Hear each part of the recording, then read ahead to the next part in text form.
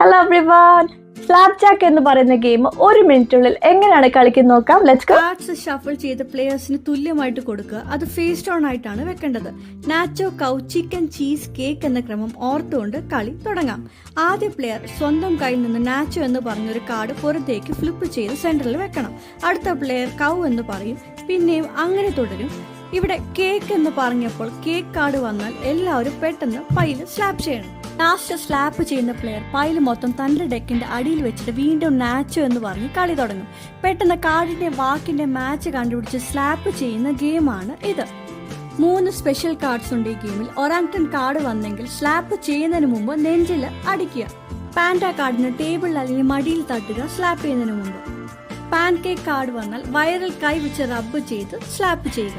അവസാനം ഒരു പ്ലെയറിന്റെ കയ്യിലെ കാർഡ്സ് തീരുകയും എന്നിട്ട് ശരിയായിട്ട് സ്ലാപ്പ് ചെയ്യുമ്പോഴാണ് കളി അവസാനിക്കുന്നത്.